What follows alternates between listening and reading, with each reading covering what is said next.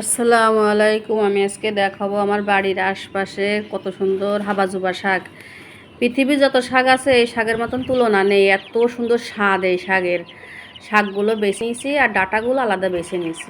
Data দিয়ে আর কিছু আলু দিয়ে কুচাই নিয়েছি এদিকেরই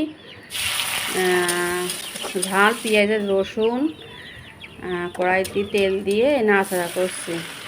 নাড়াচাড়া করতে করতে শাক দিয়ে দিয়েছি, বলতে লবণ একটু পানি দিয়ে ঢেকে রাখিছি, দিয়ে একটু শুকনো শুকনো করে হয়ে আসলে নামাই নিচ্ছি। সাথে অবশ্যই কাগজ লেবু লাগবে। পাশাপাশি একটা কড়াইতে তেল দিয়েছি, দিয়ে কড়া করে মাছ ভেজে নিচ্ছি। মাছগুলো তুলে নিচ্ছি লাল লাল করে ভেজে, দিকে পেস্ট করা রসুন আর পেঁয়াজ কড়াইতে দিয়ে দিচ্ছি। তেলের মধ্যে দিয়ে নাচড়া করতে করতে শুকনো ঝাল, হলুদ আর সর্ষের গুঁড়ো, সর্ষেটা আমার বাড়িতেই বানানো, দিয়ে মশলাটা কষায় আসলে ওর ভিতরে মাছ দিয়ে দিছি, দিয়ে উপর দিয়ে একটু পানি দিয়েছি, একটু লবণ আর হলুদ একটু পরে দিছি, দিয়ে একটু গাঢ় করে হলেই নামাই নিয়েছি। নিয়ে পাশাপাশি আটা কড়াইতে পেস্ট করা পেঁয়াজ আর রসুন দিয়ে দিয়েছি, শুকনো ঝাল আর সর্ষের গুঁড়ো, হলুদ, লবণ কড়াইতে দিয়ে কষিয়ে নিয়েছি। নিয়ে একটু পানি দিয়েছি, পানির মধ্যে ডাটাটা দিয়ে দিয়েছি। ডাটাটা শুকনো শুকনো আসলে ঝোলের পানি দিয়ে দিয়েছি।